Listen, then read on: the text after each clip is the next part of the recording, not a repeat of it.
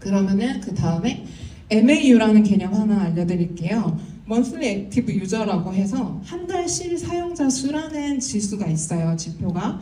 그러면은 이건 뭐냐?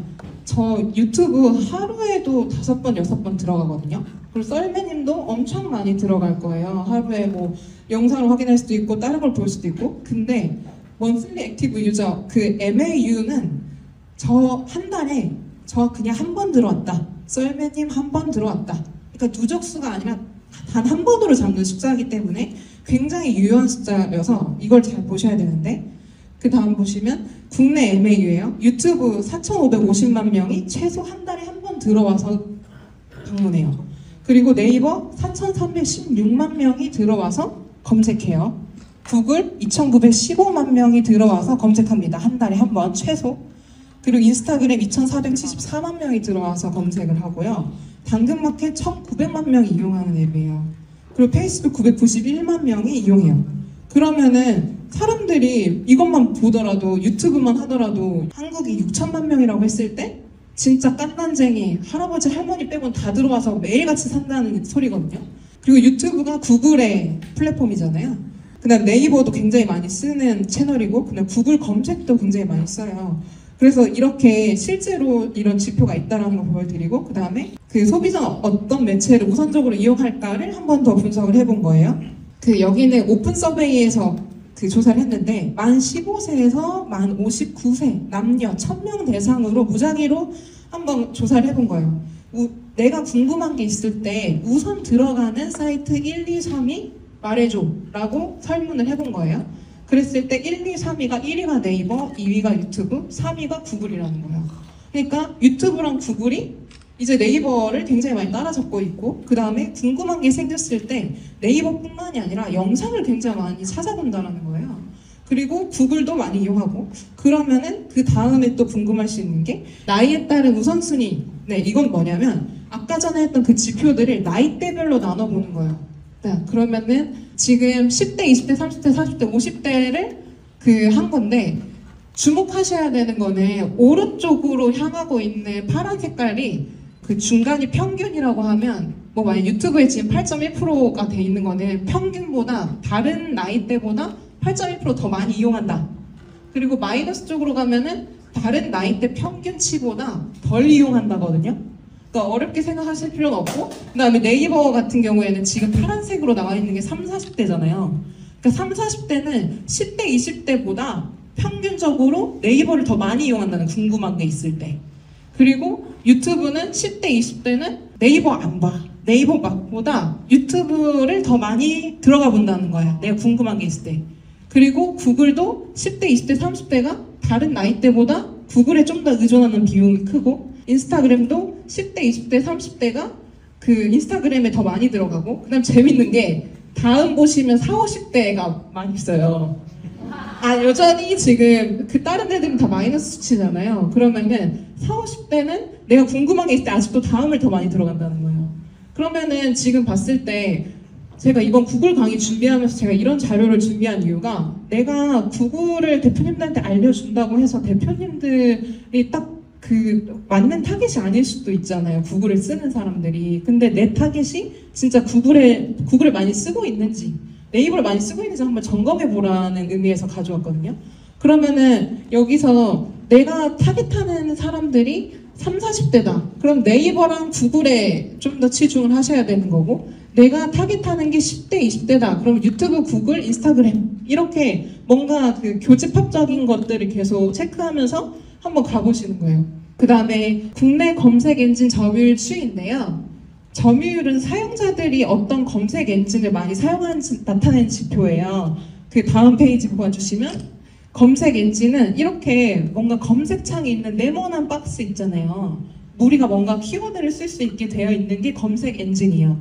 그리고 차를 사실 때 엔진 출력 다 다르잖아요. 엔진이 좋으면 더 좋은 차잖아요. 그런 것처럼 검색 엔진도 좋은 게 있고 안 좋은 게 있잖아요. 그래서 그 검색 엔진이 좋을수록 더 많은 사람들이 그걸 타는 것처럼 이용을 하겠죠. 그래서 그 전 페이지로 가시면 어떤 검색 엔진을 더 많이 쓰냐라고 했을 때, 이게 23년도 12월부터 지금 24년도 4월까지의 추이예요. 봤을 때 네이버는 10명 중 6명이 거의 들어갔다가 5.6명으로 떨어졌어요. 4개월 만에.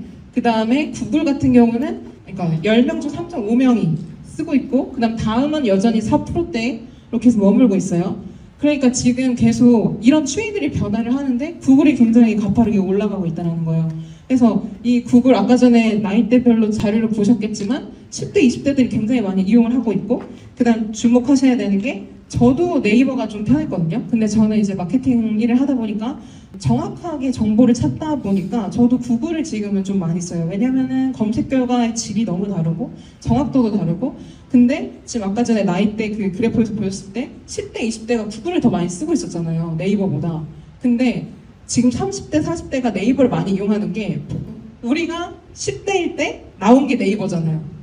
그 사람들이 그대로 30, 40대가 돼도 내가 편한 걸 쓰고 있단 말이에요. 근데 지금 10대, 20대는 구글을 쓰고 있기 때문에 그 사람들이 나이가 들어도 30, 40대가 돼도 구글을 쓸 거란 말이죠.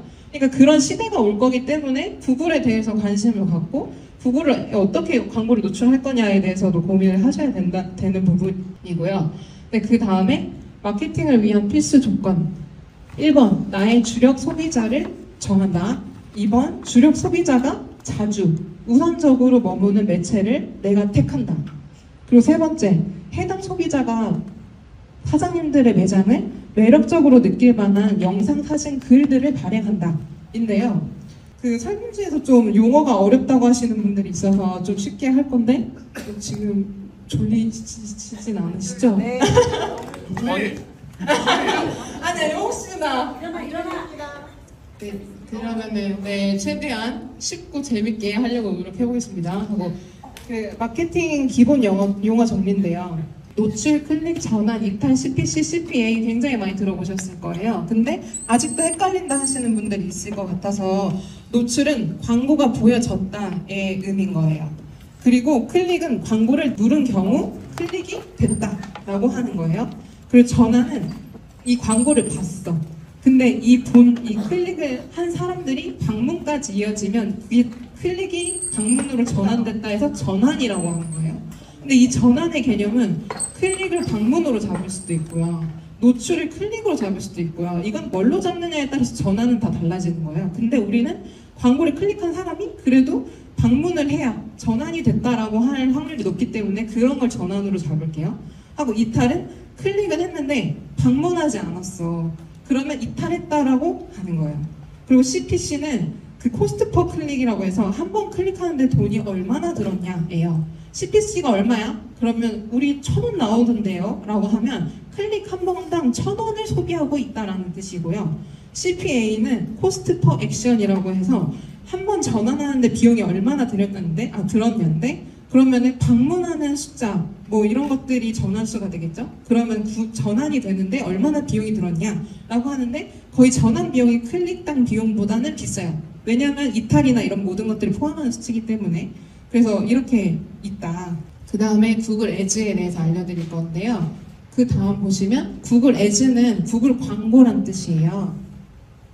한 달 20억 명 이상의 사용자 신호를 이용해 만든 인공지능 자동 광고란 말이에요. 그러니까 파워링크라는 개념이 너무너무 달라요. 그러니까 우리가 인공지능을 우리가 어떻게 쓸 건지 알아야 할 수 있는 광고고, 그 다음에 인공지능은 명령을 받잖아요. 그러면은 그 명령어들을 알아야 되거든요. 근데 그 명령어들이 굉장히 어려워요. 그래서 파워링크는 한글로 되어 있다라고 느낌을 받는데 구글 애즈에 들어가면 외계어 같아요. 뭐 전환 수 최대야, 전환 가치 최대야, 뭐 클릭 수 최대야, 뭐 아니면은 뭐 입찰 전략도 굉장히 많고 굉장히 복잡하단 말이에요. 그러니까 우선은 진입 장벽이 높지만 한 번 들어가면 활용할 수 있는 것들이 굉장히 많고, 그 다음 구글 광고 같은 경우에는 만약에 내가 썰매님 구독자들한테 그 사람들 타깃으로만 광고하고 싶다 했을 때 채널을 타깃할 수도 있어요, 구글은. 그러니까 우리가 쓰는 비용을 썰매님한테는 계속 쏘는 거예요. 그래서 내가 비슷한 썰매2가 돼가지고 썰매를 죽이는 거야. 장난이고요.